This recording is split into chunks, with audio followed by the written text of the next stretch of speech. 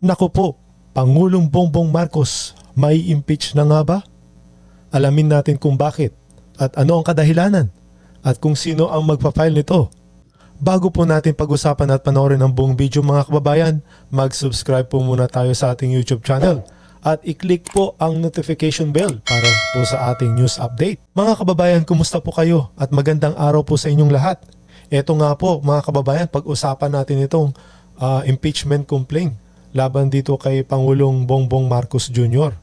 Duterte Youth Party List is filing the first ever impeachment complaint against President Marcos Jr.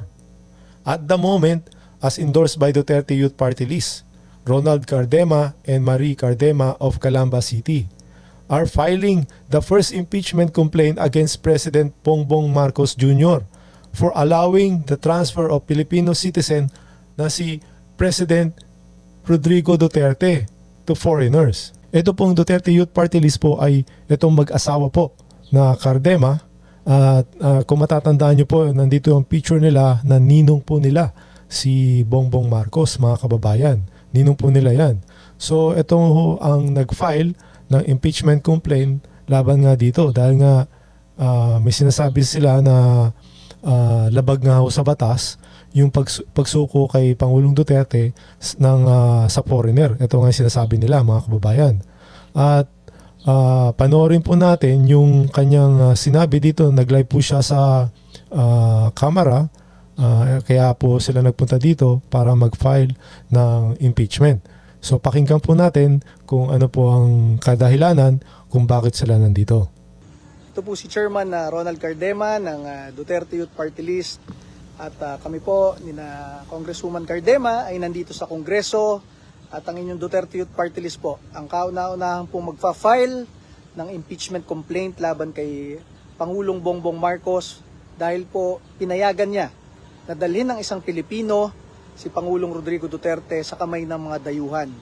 Ang atin pong ini-invoke dyan ay ang soberanya ng bansa dahil nakalagay po sa konstitusyon ng Pilipinas, sovereignty resides in the Filipino people. Ibig sabihin, ang soberanya ng bansa ay tayo, mga buhay na Pilipino. Kaya nung March 11, nung pinayagan ni Pangulong Bongbong Marcos, isurrender ang isang Pilipino sa kamay ng mga dayuhan, isinurrender na rin po ang soberanya ng bansa. Kaya dapat po merong managot sa ganyang pangyayari sa ating bansa. Or else, pwedeng ulit-ulitin po yan. Ang pwede lang pong ikaso sa isang presidente ay ang impeachment complaint. Hindi po siya pwede kasuhan sa Korte Suprema o sa iba't ibang korte. Ito lang po ang mechanism ng ating konstitusyon para kasuhan ng isang presidente. At dyan po, napakaganda ng ating impeachment complaint. Pinagpapaliwanag po ang Pangulong Bongbong Marcos dun po sa ating articles of impeachment, which is culpable violation of the Constitution at betrayal of public trust. Bakit po culpable violation of the Constitution? Siya po ay nanumpa sa kanyang unang araw na ipagtatanggol niya at susundin niya ang konstitusyon ng bansa. At syempre itataguyod niya ang soberanya ng bansa sa kanyang ginawa na pag-surrender sa isang Pilipino sa mga dayuhan, isinurrender ang soberanya ng bansa. At sa konstitusyon natin, binibigyan ng due process ang lahat ng Pilipino. Binigyan na nga ng due process actually nung ICC sa Rome Statute. Ang isang inaaresto, kailangan isurrender sa local judicial authority muna yung inaaresto. Ginawa ba ng Pilipinas? Siyempre hindi rin. So dun pa lang, hindi nabigyan ng due process si Pangulong Rodrigo Duterte. Betrayal of public trust. Dahil alam nyo, hindi lang isang Pilipino yung kanyang dinala doon. Yung Pilipinong yon ay naging Pangulo ng Pilipinas at ipinagkatiwalaan yon ng 16 million na Pilipino. At nung naging tumakbo rin si Bongbong Marcos, ipinagkatiwala rin kay Bongbong Marcos na itataguyod niya ang mga Pilipino, kasama doon si Rodrigo Duterte. At sa kanyang mga ginawa na pagpapadala sa ibang bansa kay Rodrigo Duterte ay na-betray yung pagtitiwala natin sa kanya, betrayal of public trust. At kung maalala ninyo, yung mismong eroplano, yung private jet, ay chinarter po, binayaran ng Office of the President. Sino bang pinuno ng Office of the President? It is the President himself. So dun pong sa mga Dun po sa mga articles na yun, napakasimple, napakaklaro.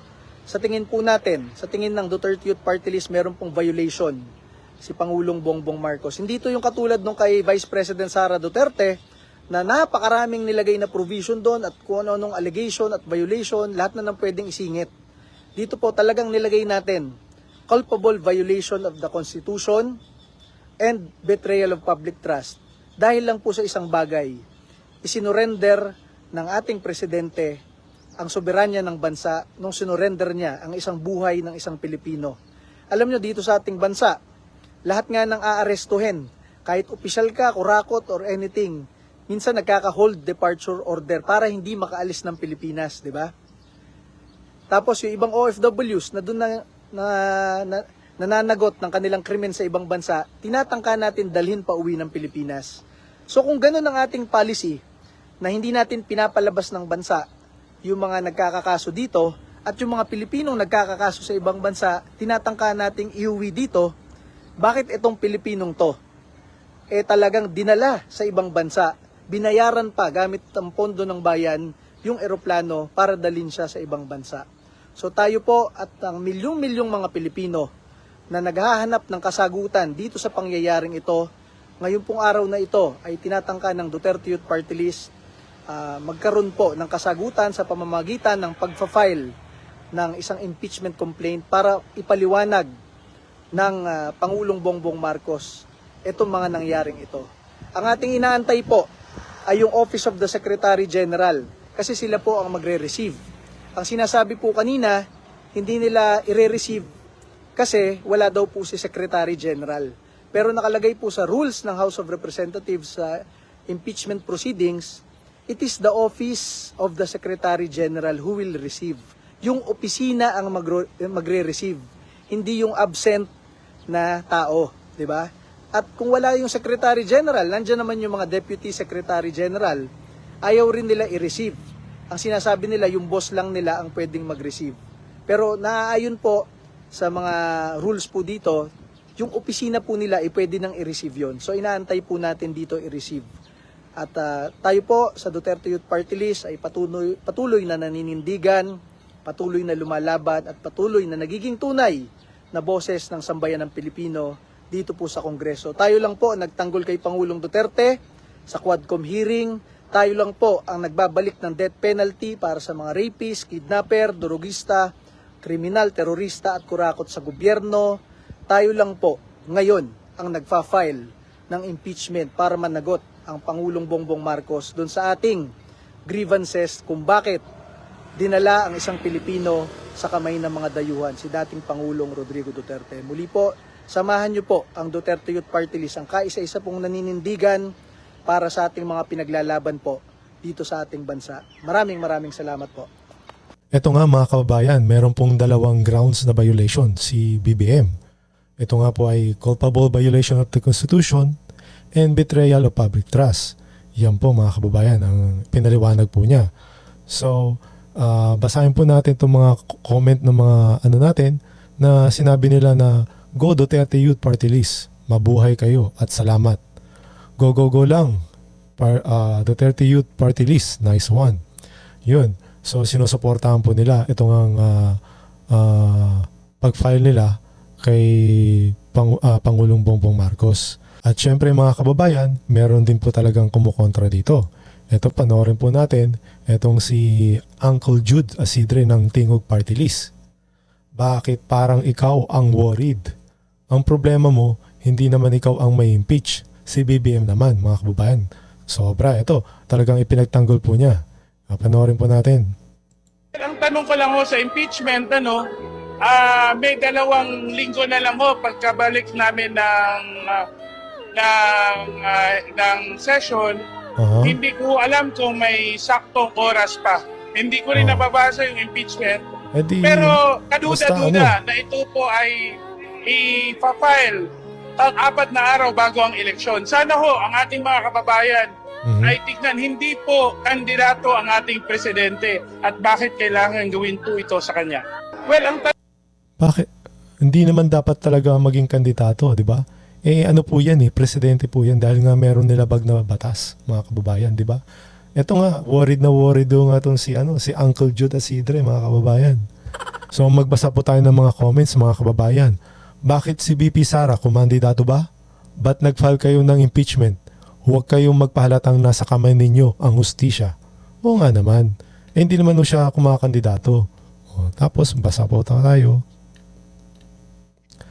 Ano ba ang problema mo, Mr. Asidre? Concern ka kay Marcos Jr.? O ayaw lang ng amo mo na si Tambaluslos?